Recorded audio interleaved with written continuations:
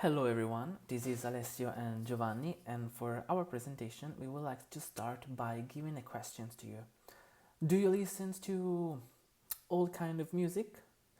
And what do you know about Japanese music? Do you listen also to J-pop? Well, this is our topic for the presentation: English usage in Asian countries, focusing on Japanese music. First of all, I would like to give some hints of a history and how the English language has entered in the Asian countries. When we think about English, it is a language that is widely spoken almost in each country, and par excellence, it is called the world language. It is perceived by people as being very simple for all the grammatical structures and how the grammar is used. It is also the language of machine and personal computer, and in this day, thanks to the Hollywood film industry, English is also the language that that is used in global film and entertainment industry. But how and why English language has spread in Asia? It all started during the 15th centuries, where there was a great demand to sail by the sea due to the spread of reports of the travels of merchants who traveled the Silk Road during the medieval age. And this increased the curiosity of Europeans to crisscross the Asian Sea, allowing too many British colonizers and not only to occupy many coastal cities, giving rise to colonialisms in Asia. It is also important to remember that Portuguese and Spanish crowns had financed the search for a sea route to the Far East, and this attempt to reach Asia by sailing westwards led to the discovery of the Americas in 1492, with the succession of its colonization. These led, during the 17th and 18th centuries, to an increase of various powers such as Great Britain and French, which grew the empire reaching the Arab world. Then Japan started the process of modernization, where at the end occupied Korea, various territories of China, up to occupy all the Southeast Asia during the Second World War. And as it happened several times during the war periods, many refugees find hospitality in other countries, and over the time they transmit their culture and their belonging language, bringing changes within the language of origin, or a new one is created, as happened in the case of Japlish, that is Japanese English, Konglish, Korean English, and Chinglish, that is Chinese English. Another particular historical moment to remember is that Japan had several colonies between 1910 and 1935, including Korea, and in this time frame, with the British occupying the colonies, the first English communication terms were imported into Korea during a very critical period, both as regards the school system and in social life, because speaking and teaching Korean was strictly forbidden. Since Japanese was the primary language during the colonization period, Japanese and English were mainly spoken, and only after the Second World War, and thanks to the American Army, imported they imported many things about the Western culture into Asia. And then there was an increase in English words within the Japanese language, thus giving rise to Japlish. The importance of English language in Japanese culture has been studied a lot in the field of social linguistics. Mainly, it has been studied by three scholars, which I'm going to name. The first one is Hagen, that in 1950 was the first to write about the importance of English language borrowings for Japanese culture. He considered them as a natural and necessary part of language contact that help to create a dynamic and ever evolving language system. According to him, borrowed words provide insights into the cultural and social relationships between different language communities and social identities. In fact, in 1964, a survey that was conducted by the National Language Research Institute found that over 80% of loanwords in Japanese were English based. Another scholar who wrote about this study was Leo Loveday, that in 1996 talked about in his book talked about the historical and social factors that shaped the relationship between English and Japanese, focusing on the social, political, and linguistic aspects. The main scholar who studied the, the importance of English in Japanese culture was Alastair Pennycook, that in 2003 made an extensive research on English and on how English has had an impact on Japanese language, culture, and identity. In fact, in 2003, he wrote a book named Global Englishes and Transcultural Flows, in which he argues that the use of English in Japan is not simply a matter of linguistic borrowing or adaptation, but it is rather a part of a broader process of cultural and social change that is shaped by forces which are economical or political, that reflect the desire of Japan to participate in global culture and commerce.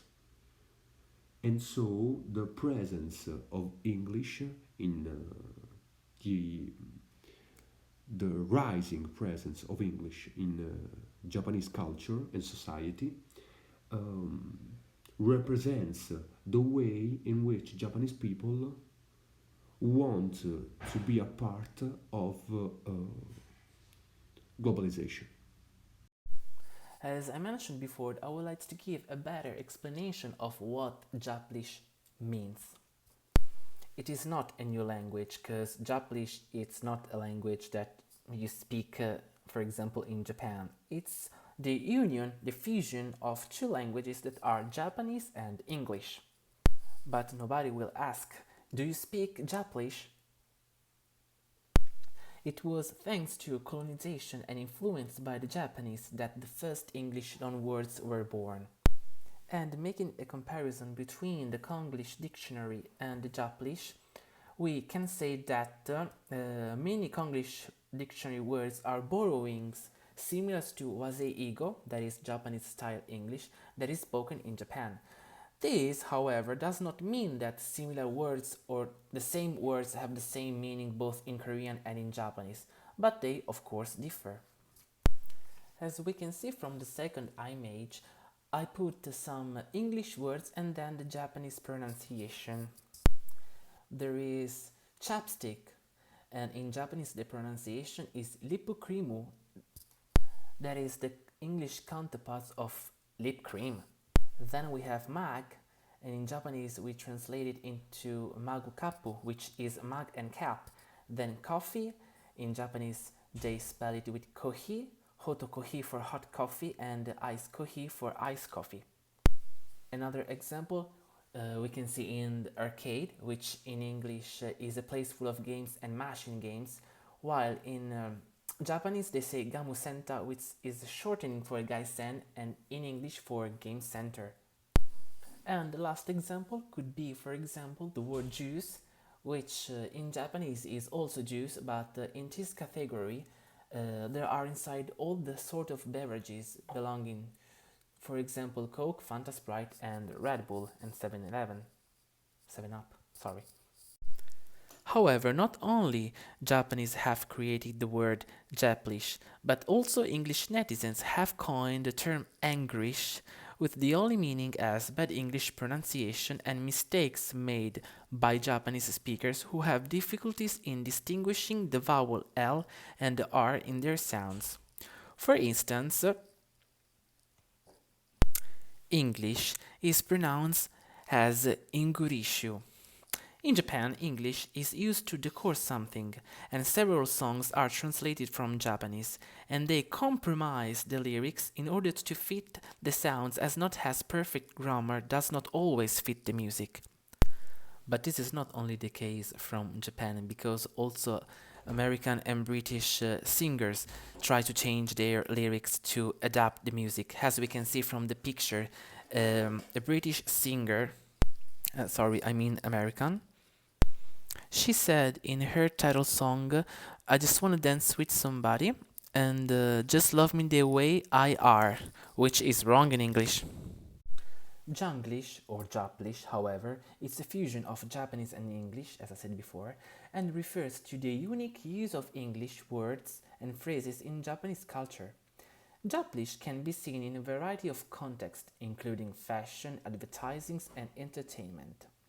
Often, Japlish involves the use of English words or phrases that may not be used in the same way by native English speakers, or the use of English words that have been modified in some way to fit the Japanese pronunciation or grammar.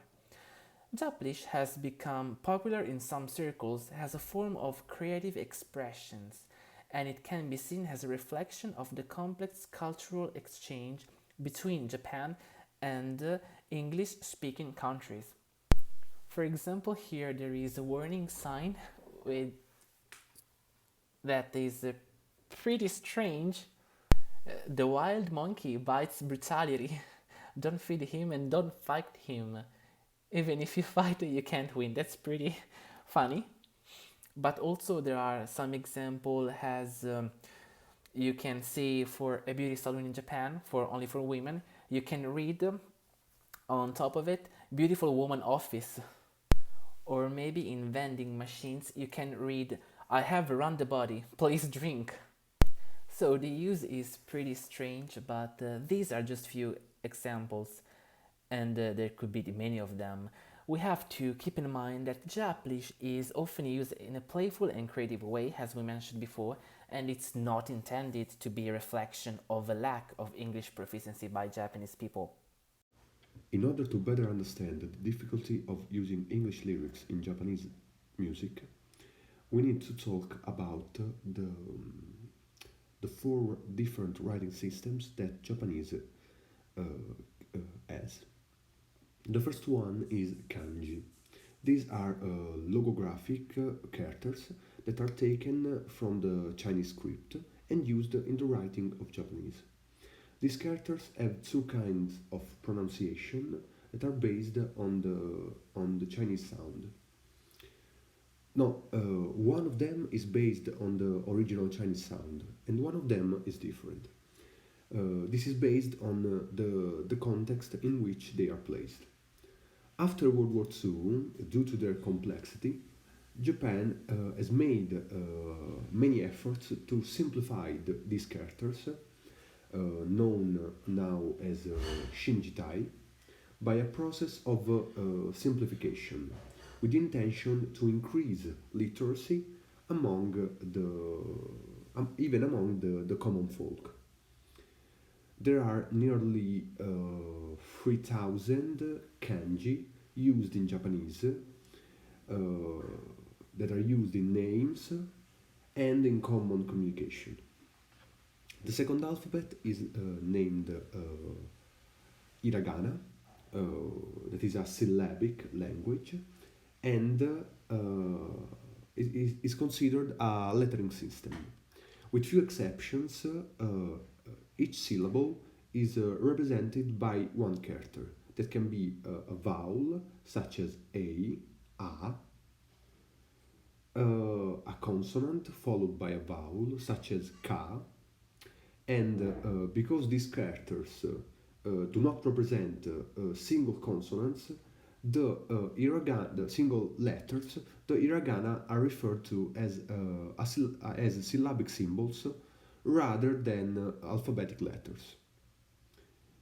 Hiragana is used to write suffixes following a kanji root and to inflect verbs and adjectives, to make particles, or to write native words for which there are no kanjis, and are also is also hiragana is also used in this course to give a more informal tone. The third alphabet present in the Japanese language is is named katakana, which is another syllabic language that has characters that are derived from components or fragments of more complex kanji. As we saw in hiragana, each syllable can be can represent can be represented by either a vowel or a consonant followed by a vowel. But in contrast to the hiragana, which is used for Japanese words, as we said, that are not covered by kanji, and for some grammatical inflections, the katakana is used. The use of katakana is comparable to the italics in English. Specifically, it is used for transcription of words of foreign language words into Japanese, and for the writing of long words to express emphasis on and to represent onomatopoeia, and for technical and scientific terms like the names of plants, animals, and minerals. The fourth and last alphabet is Romaji, which consists of which uses the Latin script to write Japanese. This is called Romanized Japanese, and it is used in any context where Japanese text is targeted at non-Japanese speakers who cannot read the other alphabets, such as for names on street signs and passports, or maybe in dictionaries and textbooks for foreign learners of the language. It is also used to transliterate Japanese terms in text written in English on topics that are related to Japan, such as literature, history, and culture. The majority of Japanese people who have attended elementary school since World War II has been taught to read and write Romanized Japanese. Therefore, everyone can read and write Japanese using Romaji. However, it is extremely rare in Japan to use it to write Japanese. It is only used for reading. And so the use of these particular writing systems can make it difficult to incorporate English lyrics into a song, as the two languages have very different structures and rhythms. However, despite these challenges, Japanese musicians have found ways to blend English and Japanese in their music in order to create a unique and innovative sound. When we think about the music, we have also to think about who is going to give life to those written words. And in this case, in Japan and almost in all the Asian countries, those singers are called idols. Indeed, idol is a term used to refer to a popular celebrity or performer who has a dedicated fan base. And here in Japan, the term idol refers to a type of performer who is typically young, attractive, and has a cute or charming image, and it differs from a Korean idol, for example, who should not only have a charming image but should be perfect in skills such as dancing, acting, singing, posing, and charm in front of cameras. Japan idols are usually managed by talent agency and are often part of groups such as girl groups or boy bands, and they are highly promoted through various media channels including magazines, TV shows, and social media to gain popularity and attract fans worldwide. They should have a certain image and have clean image, yes, because they must interact with fans through handshakes events, fan meetings, and other fun events. The popularity of Japan idols is a significant cultural phenomenon in Japan, and their fans, they are known as otaku, are passionate and dedicated to them. Because the fan must idolize the person he has in front of. The idol is like perfection to them, perfection for their fans, and they should be perfect. But how do you become an idol or has called J-pop trainees? Becoming an idol or performer is pretty challenging because the trainee pass a very long period of rigorous training and development under the guidance of a talent agency. These trainees may go through vocal, dance, and acting lessons, as well as other types of training to improve their performance skills and overall stage presence. The ultimate goal, if we can say it that way, of this training is to help the trainee become a successful J-pop performer who can release music, appear in TV shows, and perform live on stage. For this reason, J-pop and K-pop industries are known for their highly competitive and demanding natures, and many trainees may face challenges and obstacles along the way to achieve these dreams of becoming a successful performer. But audition may differ whether you are a Japanese speaker, no, sorry, whether you are a Japanese speaker and when you are not a Japanese native speaker. J-pop auditions vary depending on the company or the agency that is holding the audition. But there are some steps that are equal for everyone. First, there is the preparing for the auditions, where many J-pop auditions are open to the public, and the company or agency holding the audition will usually provide information on their website or social media about the application process and requirements. These may include submitting a video or audio recording of your singing or dancing, filling out an application form, and preparing a resume and headshots. Then there is the audition itself.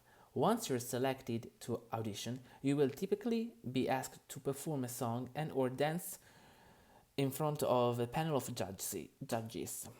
Depending on the audition, you may be asked to perform a specific song or dance, or you may have some freedom to choose your own material.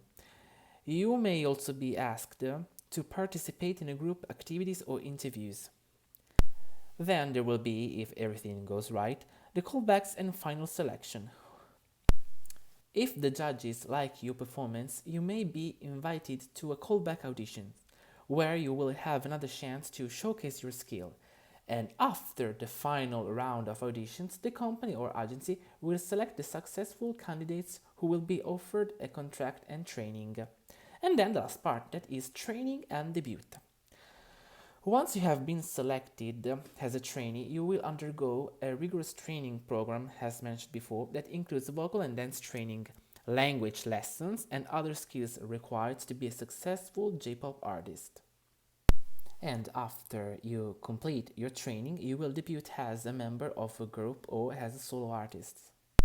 But sadly, we must say that not all the candidates that want to be a J-pop trainee will debut. There could pass many years for debuting. And so, what are the differences if I'm not a Japanese speaker? The process of the training remain almost the same, but in addition, you have to prepare like a demo or an introduction of yourself where you speak in Japanese. And when you pass all the audition mentioned before, you will have Japanese lesson. But since you are the only non-native Japanese speaker, you will also teach English to your other members of the group. And this practice is pretty interesting and common because having a known Japanese native speaker in the group will attract more fandom in the future. Here, as an example, we have an image of Becky Cruel, which is a British YouTuber and a J-pop idol. She gained popularity in Japan in the late 20s. She started posting dance covers of J-pop songs on YouTube, which quickly gained a following in Japan. She was also invited to Japan to perform and make appearances on television shows, and even released her own J-pop single called Danjo, if I don't make mistakes. And Becky Cruel is known for her cute and energetic performances and has become a popular figure in the J-pop and idol scene. But why there is this great demand of foreigner inside the group, and especially uh, a member who speaks English? We have also to mention that many J-pop songs have English lyrics for a variety of reasons. One could be that English has an international appeal because it's widely spoken around the world, and incorporating English lyrics can make J-pop songs more accessible and appealing to non-Japanese speaking audience. Many J-pop artists hope to achieve global success, and including English lyrics can be a way to reach a wider audience. Then there is another factor, because English is seen as cool in Japan, and including English lyrics can give a song a more modern and trendier feel. And this can be particularly true for younger J-pop fans who may be more likely to listen to music that incorporates English lyrics. And then what happens if I use very often English lyrics?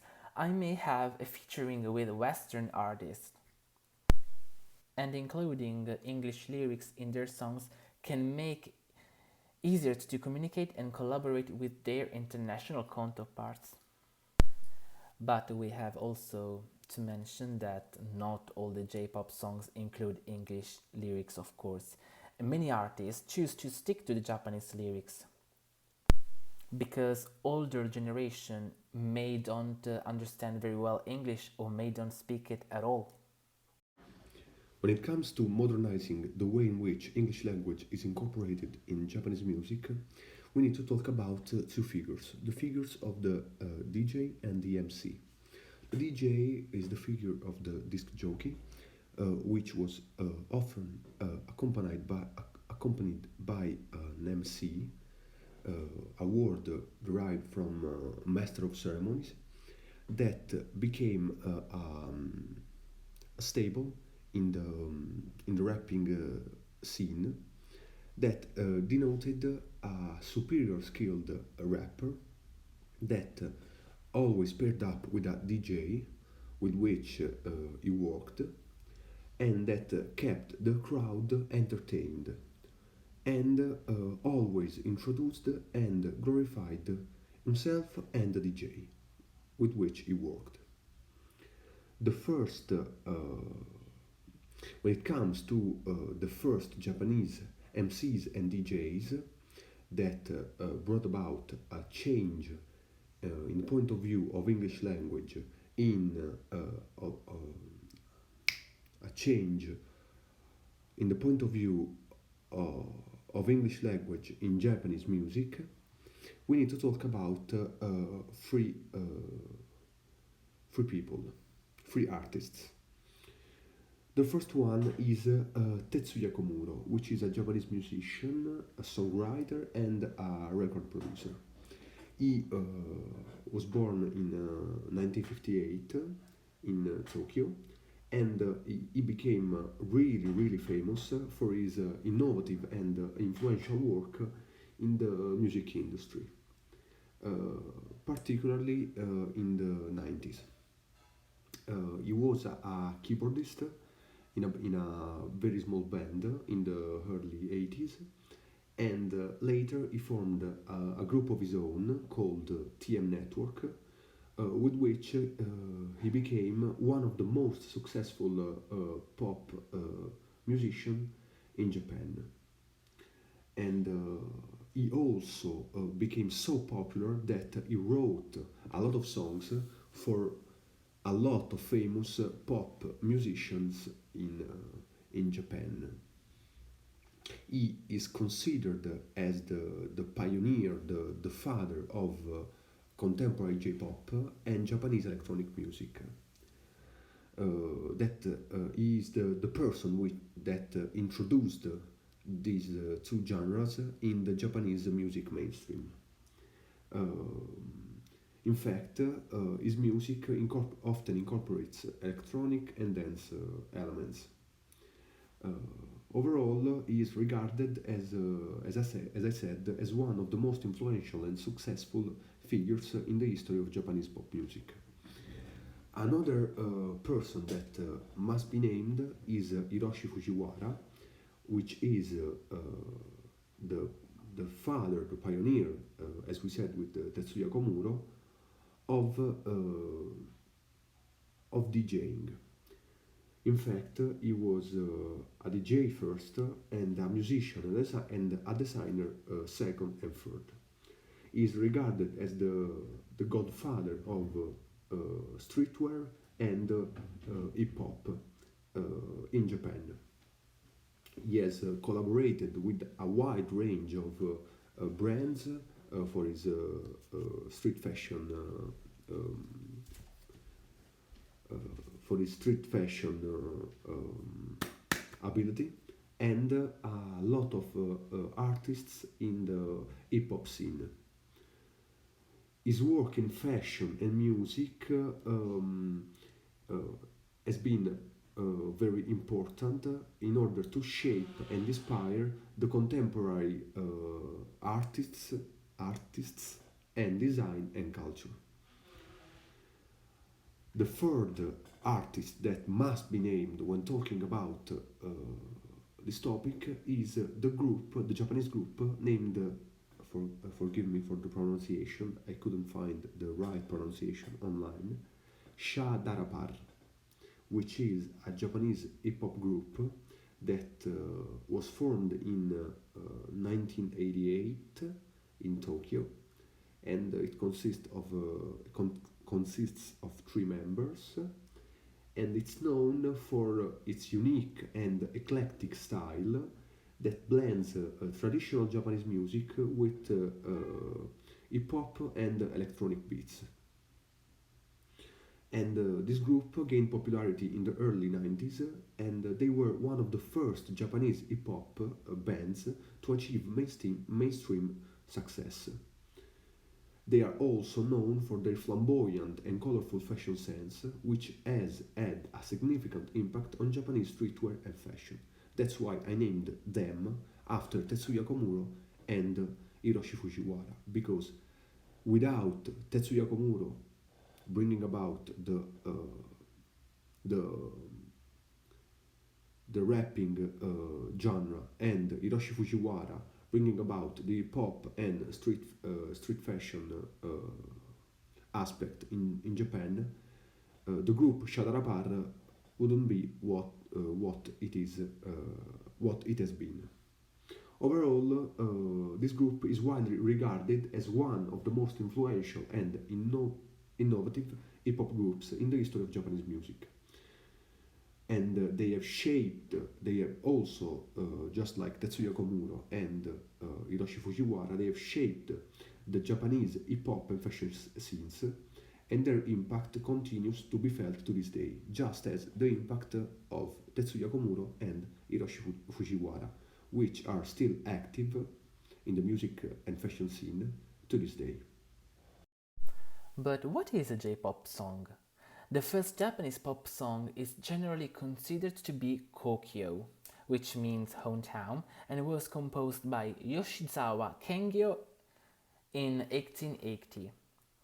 And it was a fusion of traditional Japanese music and Western style pop music, and it was performed by a singer named Misao Inoue.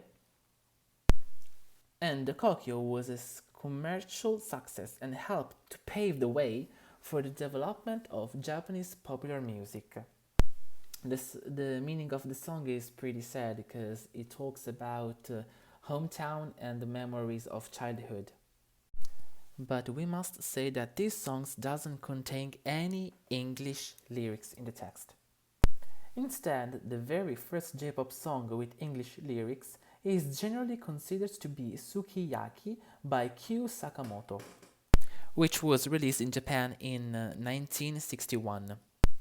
The meaning is I look up when I walk in Japanese, but of course it is known for being Sukiyaki. And the English lyrics were written by Rokusuke Ai and were not a direct translation of the Japanese lyrics. Instead, they were based on the melody of the song and were meant to evoke a feeling of nostalgia and longing. Sukiyaki, by the way, became a major international hit and helped to popularize J-pop outside of Japan. In addition to rap and hip hop, the use of English lyrics in Japanese music can be traced back to the early days of J pop. One of the earliest examples was the band Happy End, who incorporated English lyrics into their songs as a way to reflect the importance of the influence of Western music. Another influential group was Yellow Magic Orchestra, who blended electronic music with English lyrics to create a unique and almost futuristic sound. The emerging, the emerging of Seiko Matsuda was also important because she, in the 1980s, marked a turning point in J-pop as she became one of the first female J-pop artists to become famous, really famous, and to use English in her lyrics. In fact, she was one of the most popular idols of the 80s. The use of English in Japanese music reached new heights with the emergence of the rap group named King Ghidra, who rapped exclusively in English in most of their songs. They released their first album in 1995, and their music addressed a large number of themes from social and political issues, making them one of the most popular and respected rap groups in Japan. They were followed in the same year by another Japanese group named Buddha Brand that also emerged around the same time and blended hip hop, reggae, and rock music with socially conscious lyrics, uh, which were done both in English and Japanese. Their music reflected the experience of working class people in Japan and resonated with a wider audience. And that's why these two groups are considered as the, the OCs, the most important rap groups which brought about English that normalized English, the presence of English in Japanese lyrics. And now let's move on to my favorite part, the text analysis. In this case, I choose a song from a Korean group called Tomorrow X Together, which debuted in 2019 with their song Crown. Their fandom name is MOA, which in English means Moments of Alwaysness. And it's like all the time that sorry, yes, MOA, that their fans and TXT spend together always and forever. Usually, when a group is pretty famous, they release the Korean song, of course, and to a maximum of 1 year, they will also release the Japanese version. And if the group is pretty famous, they will also release the English version. In this Japanese version, we can see that there are 90 lines of text. And if we analyze it pretty well, it emerged that there has been used 43 lines of English text out of the 90 lines total. And it can be observed that the part where the English is used more is in the post-chorus, with just 2 lines of Japanese and 9 lines of English text. Then, in the verse 2 and the bridge, there is only 1 line sung in Japanese. So, if we do a proportion, that is English lines, colons, total lines equal x colons 100, it emerges that 38.70% of the song is sung in English. And indeed, thanks to the music video analyzation, it emerged that the entire song, cutting the part where they don't sing and all the pauses, lasts 3 minutes and 50 seconds and 93 milliseconds in total, while the English singing part lasts 1 minute, 15 seconds and 15 milliseconds. By saying that, it doesn't mean that the English lyrics during the time will overpass the Japanese lyrics. It's just to mention that English and Japanese are all merged together in the complete text.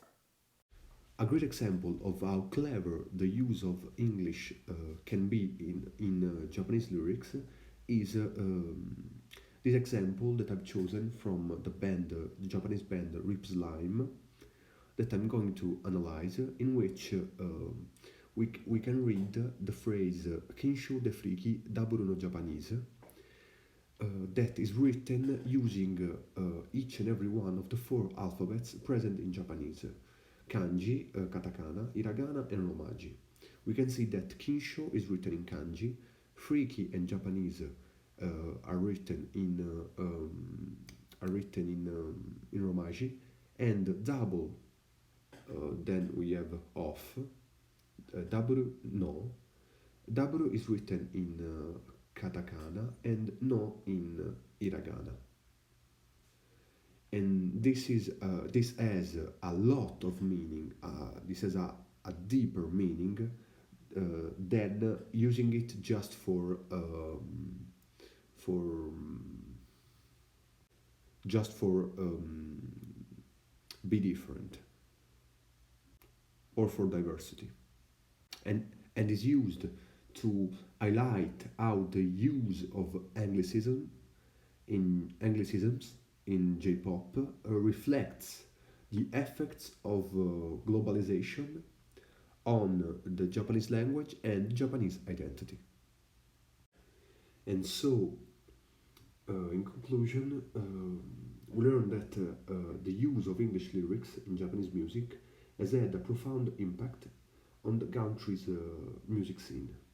In fact, it has allowed various Japanese musicians to incorporate elements of Western music and culture into their work while retaining their own unique sound and identity. And so the use of English lyrics has helped to break down break down cultural barriers and foster new connections between Japan and the rest of the world. And today, the use of English in Japanese music continues to evolve and grow, with new artists and genres emerging all the time. In conclusion, we can say that Japanese songs have a fan bases that extend beyond Japan, and their popularity is not solely determined by their ability to speak English. In fact, some Japanese idols have gained a following precisely because of their unique cultural background and the language they speak. Usually, there were a lot of controversy because many Japanese idol didn't know English pretty well, and so there were many mispronunciation of words during live concert, and this was not good. This was not seen good from the fan who pay the tickets to assist a concert. They want to assist perfection, and so many idols have been backlashed for don't know English well. But this should be something acceptable because it's pretty difficult to learn a new language when it's not your native tongue. And at the end, both music and languages are wonderful, and when people can understand what the music is saying without understanding the meaning, well, that is what music means to everyone. It is important to treat everyone equal because insulting someone for not knowing a language is never an acceptable behavior.